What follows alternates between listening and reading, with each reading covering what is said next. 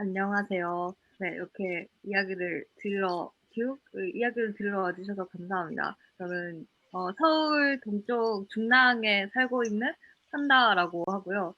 약 8년 차 지역 마을 활동가예요. 그래서 청년 운동도 지역에서 하고 있고, 그리고 이제 국경을 넘어서 어떻게 연대하고 서로 힘을 모을 수 있을까? 이런 고민들을 하면서 또 활동들을 하고 있기도 합니다. 네, 오늘 주제는 네, 지금이 자치에 관련한 그런 얘기를 해달라고 말씀을 하셨고, 처음에는 이제 이런 주제로는 얘기를 해본 적이 없어서, 예를 들어 뭐 자치의 세부 영역 중에서 우리가 서로의 젠더를 어떻게 존중할 수 있을까 이런 주제로는 좀 얘기를 해본 적이 있는데, 이런 좀 자치라는 포괄적인 얘기로는 처음이라서 네, 조금 정리가 안 돼. 수도 있다는 점, 안 된 거일 수도 있다는 점, 그리고 뭐 이따가 같이 좀 얘기를 나눠가면서 또 만들어가고 싶다는 생각이 듭니다. 그래서 제목은 내 삶의 자율권을 위한 공동체 규칙 만들기라는 제목을 붙여봤는데, 보통 이제 규칙이라고 하면은 다들 약간 이제 내가 지켜야 될 것, 그러니까 나를 위해서가 아니고 남을 위해서 지켜야 되고, 공동체에 따라야 된다라는 생각을 많이 하잖아요. 근데 저는 조금 발상을 전환해서 내가 왜 공동체라는 것을 택했고, 그 공동체에서 이제 어떤 삶을 살기 위해서 우리가 규칙들을 만드는지, 나한테 필요한 규칙은 뭔지, 이런 것들에 대해서 오늘 좀 얘기를 해보고자 합니다. 네. 그래서 저의 투쟁의 작은 역사라고 좀 이름을 붙여봤는데, 살면서 제가 자율권이 필요했었던 때가 언젠가 좀 정리를 해봤어요. 그걸 위해서 뭘 요구를 해왔고, 어떤 활동들을 했는지 적어봤는데, 맨 처음 생각나는 딱 그 자율권을 위한 투쟁의 역사가 5살 때쯤이었던 것 같아요. 그래서 돌사진을 좀 늦게 찍었던 것 같은데, 보통 이제 우리가 태어나서 성별을 구분하잖아요. 돌사진을 찍을 때. 오색이요? 아닙니다. 옷의 가량인데, 남자는 그 골룡폴, 빨간색 왕옷을 입히고, 여자는 이제 치마 저고리에 쪽두리를 그렇게 씌우잖아요. 근데 저는 어린 마음에 그게 너무 싫었던 거예요. 그 연년생인 남동생은 그런 옷을 입히고, 저는 이제 그 치마 저고리에 쪽두리를 씌우는 게 너무 싫어가지고, 나는 그것을 입지 않겠다. 나의 골룡포를 달라라고 해가지고 실제로 그렇게 내 사진을 찍었답니다. 그래서 일단 거기서부터 이제 나는 시킨 대로 하고 싶지 않다. 내가 하고 싶은 대로 이제 나의 삶의 자율권을 찾겠다라는 좀 투쟁이 시작됐던 것 같아요. 그래서 좀 젠더 이슈가 저한테는 좀 중요했던 것 같아요. 저도 지금 이제 젠더 키어로서 정체하고 있는데, 남성이나 여성 이런 이제 지정받은 그런 이분법적인 성별 중에 하나로 저를 얘기하고 싶지 않고, 거기에 다른 성역할을 제가 수행하면서 살고 싶지 않다는 생각을 많이 해서 그게 좀 중요했었는데, 초등학교 시절에도 뭐 치마를 입거나 여자아이에게 이제 요구되는 그런 것들 거부하고, 그냥 비비탄 총 들고 놀고, 뭐 프라모델 그런 거 좋아하고, 미니카 조립하고 그런 거 놀았던 것 같아요. 물론 근데 또 인형도 좋아했답니다. 그래서 그런 것에 얽매이지 않는 나의 자율성에 대해서 항상 고민을 했습니다. 그리고 저가 이제 중고등학교를 다닐 때는, 고등학교 때는 그나마 좀 나아졌는데, 그 중학교 때는 그 두발 규제가 있어서 귀밀 2cm 그 단발 조항이 있었어요. 근데 그게 저는 너무 싫은 거예요. 그래서 염색도 당연히 하면 안 되고, 그 단정하게 자른 그런 머리를 요구해서 어떻게 좀 소심한 반항으로 학교 다닐 때는 그래도 따랐는데, 방학 때는 항상 이제 화려하게 염색을 하고, 뭐 이렇게 약간 이제 호일펌이라고 꼬불꼬불하게 머리를 만드는 그런 것들도 했었던 것 같아요. 그래서 이게 방학 끝나고 나서 이걸 나름대로 스트레이트로 풀고 갔는데 그게 들통나서 선생님한테 되게 혼나고 이런 기억들이 납니다. 네, 그리고 이제 학생 시절에 우리 두 분의 양육자들의 통제와 잔소리들에 대해서 굉장히 이제 반항을 하고 뭐 가출을 하고, 뭐 저한테 좋지 않은 방식으로 그렇게 저항을 했었던 것 같고요. 그리고 대학 때는 절대로 전 대구 출신인데 대구에 머무르지 않겠다.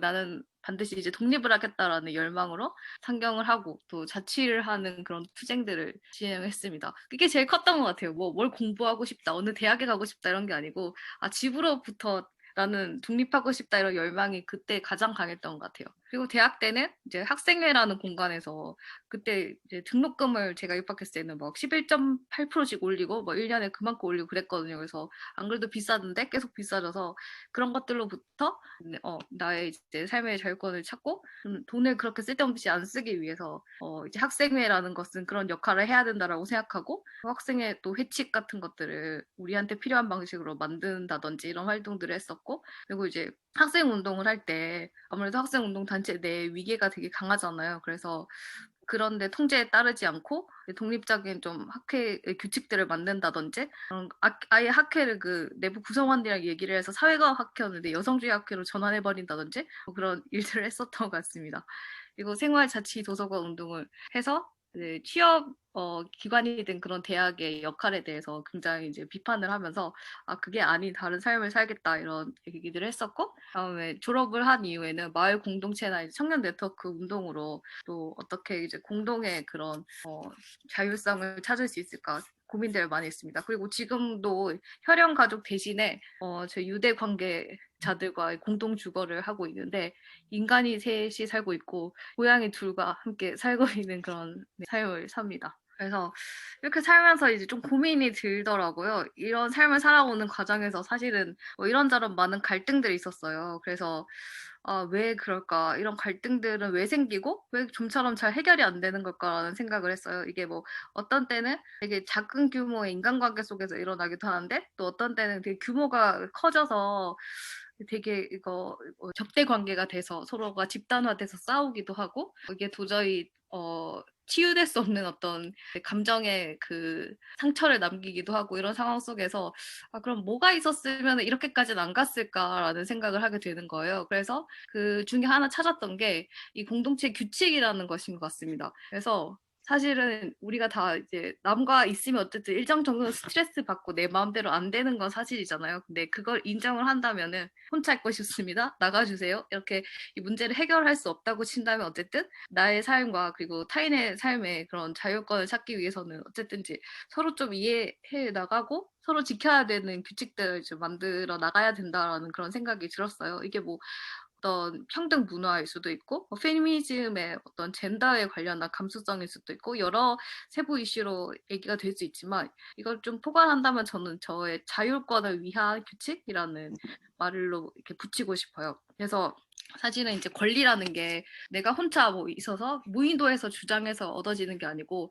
타인 간의 관계 속에서 나오고 타인이 그걸 존중하고 인정을 해줘야지 내가 얻을 수 있는 거잖아요. 그래서 심지어 이제 매우 배타적으로 여겨지는 소유권 같은 경우에도 나 혼자서 행사할 수 있는 게 아니고 내가 이제 타인을 나의 그런 소유물로부터 배척하면서 이렇게 관계 속에서 만들어지는 게 그런 것이기도 하다는 생각이 들어요. 그래서 이걸 좀 적극적으로 긍정적으로 해석을 한다면은 내 권리를 지키기 위해서 이제 테두리를 치고 뭐 남을 나가게 하는 게 아니라 상호간에 인정하고 양보하면서 그리고 좀 나의 권리를 행사할 수 있게 하기 위해서 내 주변의 환경과 사회를 변화시켜 나가면서 이것을 획득할 수 있다라는 그런 생각을 하게 되었습니다. 이것을 위한 조금 기본 전제로 그 다음 페이지에서 좀 우리에게 그리고 그 곁에 사람들에게 공동체에 질문을 해볼 수 있지 않을까라는 생각이 들었어요. 나 이제 나는 누구일까? 라는 질문이 좀 중요할 것 같아요. 그러니까 나는 여러 가지 요소를 갖고 있잖아요. 여러 특성이 있는데 예를 들어 뭐 성별 그리고 성취향 그리고 나이 뭐 재산 수준 그리고 어떤 직업을 가지고 있는지 어떤 사회적 관계를 맺고 있는지 이런 것들에 따라서 내가 표현이 되고 때로는 이제 타인과의 어떤 평등하지 않은 위치 설정이 되기도 한다는 생각이 들어요. 예를 들어 제가 일하는 단체에서 이제 저는 시민단체에서 일하고 있는데 직책이 이제 사무국장이라는 직책을 가지고 있어요. 그래서 같이 일하고 있는 활동가 분들이랑은 좀 연령과 상관없이 어쨌든 어느 정도의 제가 이제 관리권이라고 해야 되나요? 어쨌든 좀 업무상의 결정권을 가지고 있고 이런 것들이 때로는 이제 좀 타인에 대해서 제가 뭐좀 감수성 없이 행동할 수 있는 그런 요소가 되기도 하더라고요. 그래서 규칙을 만듦에 있어서 누구나 다 이제 어떤 규칙에 동일하게 적용을 받지 않는다는 점 이런 것들을 살피고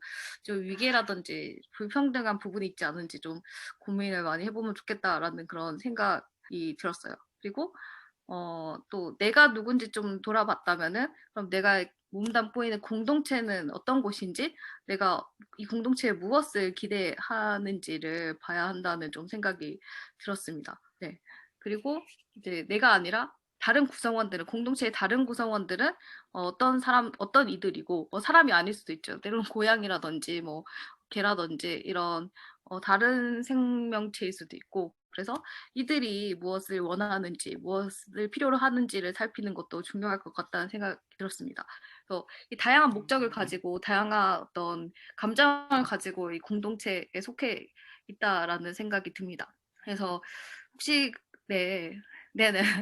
혼자 이제 쭉 얘기를 했는데, 혹시 이제 나는 공동체를 왜 하고 공동체에 무엇을 기대하는지, 네, 제가 좀 사전에 부탁을 드렸는데 말이 없을까봐 혹시 좀 얘기를 나눠주실 분이 계실까요? 지음님, 지목을 하겠습니다.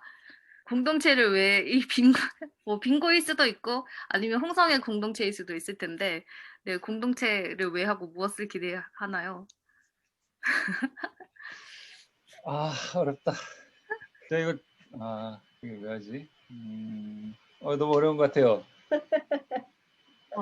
예를 들어 뭐, 헬프. 네,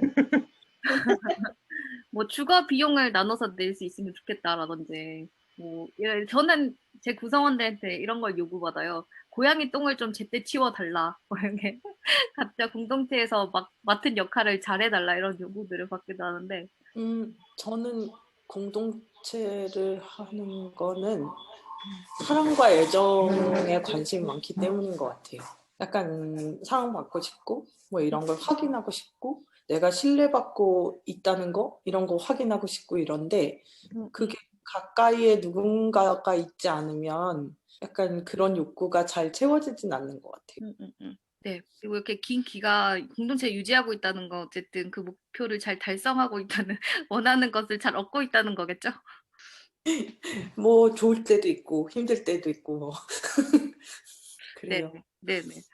네, 한번 좀 생각해 보면 좋을 것 같아요. 다들 이제 내가 어떤 공동체에 있고, 각각의 공동체에 속한 이유가 뭘까. 어떤 때는 되게 그냥 발걸치고 있잖아요.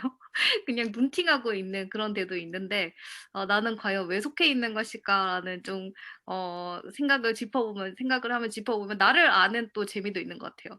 내가 왜 살고 있는가? 뭐 이런 고민들로 이어진다고 생각하는데, 뭐 저 같은 경우에는 뭐 사실 돈이 되지 않는 직종을 주로 하고 있더라고요. 시민단체에서 일을 하는데, 뭐 처음에 제가 뭐 2018년에 직업으로서 시민 활동을 시작했을 때 월급이 한 달에 80만 원이었고 뭐 이런 데서 시작했단 말이에요. 물론 그만큼 노동 시간이 적고, 제가 자율적으로 이제 비임금 노동을 할 수 있는 시간, 활동을 할 수 있는 시간이 많았기 때문에 저는 선택을 한 것이고, 차츰 뭔가 임금 협상과 활동 협상을 해가면서 보수도 좀 늘었지만, 지금은 하는 일도 훨씬 임금 노동의 비중이 이만큼 생활에서 많아져서 약간 스트레스를 네, 받고 있는 상황이기도 하고, 네, 그리고 뭐 이제 비영리 활동에서 일하는 사람들은 아무래도 그런 임금 자체보다는, 임금이 얼마나 많느냐보다는 내 인생에서의 가치관을 실현할 수 있는지, 뭐 사회를 얼마나 좀 긍정적으로 변화시킬 수 있는지, 이런 게 많은 관심사일 것 같습니다. 그만큼 이제 주변 사람들과 같은 인식을 공유하고 가치관을 공유하고 좀 공감을 받는 거, 이런 것도 좀 중요할 것 같고요. 그래서 좀 이렇게 저도 물어보았습니다. 준비하는 김에. 네, 다음으로 넘겨주시면. 그래서 이제 이렇게 돌아보고, 그래서 너와 나의 자율적인 인생을 위해서 공동체 규칙을, 우리의 룰을 어떻게 만들어 볼 수 있을지 좀 상세하게 짚어 볼 수 있을 것 같습니다. 네. 보통 이제 공동체 규칙이 우리가 필요하겠구나라고 느끼는 순간이 있을 것 같아요. 사실은 문제가 발생하고 난 후에 많이 느끼잖아요. 문제가 뭐 생기지도 않았는데, 내 규칙이 있어야겠다라고 이렇게 생각하는 경우는 많이 없는 것 같고, 뭔가 사건이 터졌을 때, 특히나 뭐 우리 공동체에 정말 예상치도 못한 성폭력 사건이 터졌다라고 했을 때, 해결하려고 보니까 우리 왜 이 가이드라인 없지? 매뉴얼이 없네? 라고 생각하게 되는 그런 경우가 많은 것 같아요. 또 이게 짚어보면 사실 조직 문화나 뭐 공동체의 그런 어떤 합의점이 없는 경우가 많잖아요. 예를 들어 어떤 사람은 어떤 발언에 대해서 굉장히 혐오 발언이라고 생각하는데 어떤 사람은 그거는 혐오라고 생각하지 않는 경우에 충돌을 느끼고 누군가는 충돌이 생기고 누군가 나는 피해를 받았다라고 생각하고 누군가를 너는 나에게 이제 폭력을 가했어라고 하지만 그 사람이 인정을 할 수도 있고 안 할 수도 있는 거잖아요. 이런 것들에 대한 이 공동체의 기준이나 좀 합의점이 없을 경우에 이 문제 인식이 어려워지는 것 같습니다. 이제 해결에 앞서서 문제를 인식하고 문제를 정의하는 과정에서 사실상은 이제 원래 일상생활을 할 때 별 이제 불만이 없을 때 필요 없을 것 같았던 이 이제 룰의 필요성, 규칙의 필요성이 좀 저는 대두된다고 생각해요. 그래서 일상적으로 우리가 서로를 얼마나 이해하고 우리 공동체 그리고 구성원들을 얼마나 이제 좀 살피고 있는지 이런 부분에서 좀 드러나는 것 같습니다. 그래서 이제 보통 규칙이라고 하면은 그 자율권을 좀 뺏기고 내가 억압당한다고 생각하는 게 보통이잖아요. 왜냐하면 이제 우리가 뭐 이제 이론적으로는 사회 계약서 이런 거 배우는데 태어나서 한 번도 사회 계약을 맺고 뭐 국가나 다른 사람한테 내 권리를 위임한 적은 별로 없잖아요. 태어나 봤는데 대한민국 헌법이란 게 있고 법률이 있고 권력 집단이 있고 그리고 맘대로 되는 거 별로 없고 이런 상황 속에서 이제 자율권에 대해서 고민을 하게 되는데 우리의 자율권은 사실 저는 이제 제가 살면서 공동체가 중요했던 이유는 좀 그런 큰 권력으로부터 나의 권리 그리고 우리의 권리를 지키기 위해서 공동체가 되게 필요했던 것 같거든요. 그래서 좀 안 휘둘리기 위해서 빙고도 마찬가지라고 생각하는데 어떤 자본과 국가의 어떤 큰 힘에 내 인생이 좌우되지 않고 우리가 이제 같이 좀 뺏기는 사람들끼리 같이 연대를 해서 빼앗기지 않는 어떤 힘을 갖는 게 중요한 거라면은 저는 마찬가지로 그걸 위해서는 규칙이 필요하다고 생각을 해요. 그래서 문제가 발생할 때 또 우리가 이제 어떻게 해결하고 있는지 살펴보는 것도 중요할 것 같습니다.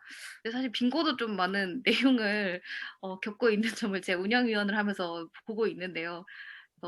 다시 사실은 조금 더 이렇게 살펴본다면은 이렇게 뭔가 사건이 터졌을 때 미리 좀 우리가 가지고 있는 어떤 가이드라인이 있다면 조금은 덜 아프게 이 문제를 같이 풀어나갈 수 있지 않을까라는 생각이 들고 또 거기서 고통을 느끼는 구성원이나 뭐 당연히 고통을 느끼는 사람이 내가 될 수도 있는 거고 어쨌든 공동체에서 고통을 느끼는 사람들과 좀 사람들 보호할 수 있게끔 할 수 있겠다. 그래서 좀 전체적으로는 좀 공동체의 어떤 에너지라든지 뭐 이런 감정들을 보호할 수 있기 위해서 이게 필요하겠다라는 그런 생각이 듭니다. 한번 이게 처음 이게 없으면 나중에 진전되다 보면은 상당히 해결이 까다로워지더라고요. 그래서 예, 이게 필요하다라는 그런 생각이 들게 되었습니다. 그리고 이제 저는 요즘 혐오 발언에 대해서 고민을 많이 하고 있는데 이 혐오 발언에 대해서 기준들이 다들 엄청 다르잖아요. 그래서 이런 혐오 발언에 대해서 우리의 좀 평소에 이렇게 대화를 통해서 인식의 차이를 좀 확인하고 이건 혐오야. 왜냐하면 나는 이걸 그런 말을 들었을 때 되게 차별받는다고 느끼고 내가 이제 나의 삶을 좀 제약당하거나 제한받는다고 느끼고 나로서 온전히 이 공동체에서 인정받고 인식되지 못한다고 느끼기 때문에 그것은 이제 좀 차별을 넘어서 어떻게 보면 혐오 발언까지 누군가에겐 느껴질 수 있는 말이야 이런 것들에 대해서 이제 좀 계속 얘기를 하면 좋을 것 같아요. 왜냐면 범죄가 뭐 한순간에 일어나는 건 아니잖아요. 저는 사실 수많은 사람들이 이제 뭐 그 강남역 여성 혐오 살인 사건이라든지 엠번방 이런 사건을 어떤 사회 문제를 보지 않고 자기의 그런 일상의 문제로 굉장히 공감하면서 이렇게 같이 좀 싸우고 이런 걸 보면서 이게 사실 생각보다 멀지 않구나. 일상에서 사실 많은 사람들이 그런 이제 그런 폭력에 대해서 공감하고 이거를 이제 내 삶에서 좀 풀어나가고 싶다고 생각하는구나 라는 고민이 들었고 그게 되게 멀게 느껴질 수 있지만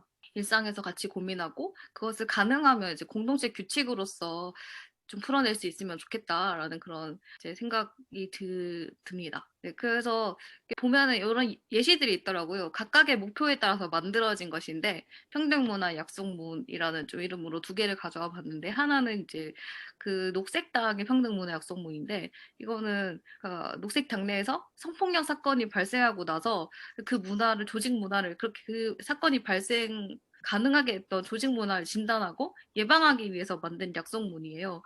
사실은 좀 뜬금없게 느껴질 수도 있어요. 왜냐면 이제 뭐 성평등 약속문도 아니고 성폭력 방지 뭐 규칙도 아니고 이제 평등 문화를 우리가 다시금 이제 좀 이런 수준에서 생각을 한다는 게 되게 나이브해 보이고 그럴 수도 있지만 어쨌든 이것의 목적은 일상에서 우리가 계속 기억하고 말을 함으로써 연결시켜보자라는 그런 문제의식이라고 생각을 해요. 그래서 첫 번째로 우리 모두는 뭐 이제 모두가 주체고, 우리가 이 공동체, 이 정치 집단의 주체고, 뭐 성지향, 성별 정체성, 뭐 장애 여부 이런 것과 상관없이 모두가 존중받아야 하며 동등하다. 이걸 확인하고 이렇게 가는 거라고 생각해요. 이제 저는 좀 환대의 개념과도 맞닿아 있다고 생각하는데 그 사람이 누구이든 뭐 어떤 특성을 가지고 있다 상관없이 좀 무조건적으로 존중해야 되는 우리의 공동체에서만큼 그 사람의 자리를 만들어야 한다는 그런 공동체적인 그런 선언이라고 좀 생각을 해요. 그래서 그 뒤부터는 어떤 폭력적으로 느껴질 수 있는 것들에 대해서 자제하자, 뭐 존중하자 이런 조약들이 좀 세부적으로 나와 있습니다. 그리고 옆쪽의 거는 제가 지금 안 보이는데 행사 때 아마 인권영화제인가 그런데 행사 때 그런 행사에서 발생할 수 있는 그런 문제점들을 좀 예방하기 위해서 만든 약속문인 것 같아요. 그래서 좀 비슷한데요. 평등한 문화를 만들자라는 그런 취지에서 미리 좀 우리의 가치관들을 확인하고 가는 게 필요하다는 그런 취지에서 만든 것 같고 다만 이제 뭐 이렇게 봤을 때 조항이 되게 간단한 것 같으면서도 이 사실상은 적용이 됐을 때 이 하나하나의 조항은 해석하는 의미가 좀 많이 다를 수 있다는 생각이 들어요. 왜냐하면 이제 뭐 소수자에 대한 혐오 발언을 하지 않는다라는 그런 조항이 있는데 이 과연 혐오 발언이 뭔지 이런 거에 대해서 좀 지속적으로 우리가 논의할 필요가 있다고 생각합니다. 다음에 넘겨주세요. 네, 사실 뭐 그러니까 말씀드린 거는 이제 우리 공동체 내의 뭐 평등 문화인데 좀 큰 집단 내 평등 문화인데 뭐 그것뿐만이 아니라 정말 작은 주거 공동체라든지 아니면은 뭐 둘 사이의 관계라든지 이런 뭐 지역 사회라든지 이런 단위에서도 공동체 규칙을 좀 잘 만들어 볼 수 있을 것 같아요. 그래서 좀 어떻게 하면 좀 재밌게 규칙을 만들고 지켜볼 수 있을까? 아, 너무 하기 싫어. 의무야. 나한테 강제하고 있어. 이런 게 아니라 함께 만들었다는 의식이 되게 중요한 것 같아요. 이게 어떤 집단에 속했는데 그게 원래부터 만들어져 있고 나의 감정과 나의 그런 생활 방식과 동떨어져 있다고 생각하면은 좀 이제 거부감이 들고 지키기 싫을 수도 있는데 어쨌든 그 공동체가 쌓아온 것들을 서로 교육으로서 합의를 하더라도 그 룰을 적용하는 과정은 이제 자기가 이걸 내가 지켜야겠다라고 생각하게 하는 과정은 좀 매번 좀 갱신하면서 같이 만들어야 된다라는 생각이 들어요. 그래서 좀 재밌게 할 수 있는 이런 이제 참고서들이 있더라고요. 그 보면은 이제 기본소득 청소년 네트워크에서 나온 작은 조직에서 성평등 약속문 만들기라는 책인데 이렇게 보면은 되게 무슨 게임 공략집이나 뭐 그냥 뭐 무슨 기계 설명서 보는 것처럼 이렇게 되게 도식화돼서 프로세스가 나와 있어요. 그래서 보면은 뭐 만들기 전 체크리스트 성평등 뭐 약속문을 만들 때 만들기 전 체크리스트를 만들고 만들기 전 이걸 왜 우리가 하기로 했는지 확인하고 이제 사전 조사를 하고 워크숍을 하고 안전한 활동 환경을 만들고 이제 약속문을 작성하고 검토하고 점검하고 뭐 후속 활동을 하고 이런 과정들이 되게 좀 체계적으로 나와 있더라고요. 그래서 저는 나중에 뭐 오늘은 요거의 필요성에 대해서 간단하게 말씀드렸는데 나중에는 빙고에서 이런 워크숍을 통해서 우리 조직에 좀 필요한 그런 규칙들을 좀 재밌게 만들어 볼 수 있었으면 좋겠다라는 생각이 들고요. 마지막으로 사실 모든 사건에 대한 규칙을 미리 만들어 둘 수는 없고 그때그때 다시 생각할 수밖에 없겠지만 하지만 이제 필요한 규칙들을 미리 만들어 두고 지속적으로 이게 어떤 의미인지 얘기하고 대화를 통해서 합의점을 만들어 나가는 건 매우 중요하다고 생각합니다. 네, 이상으로 마치겠습니다. 시간이 지난 것 같은데. 수고하셨습니다.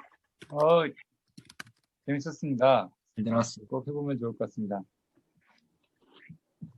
또 뭐 하실 얘기 있으신가요? 없으면 넘어갈까요? 네.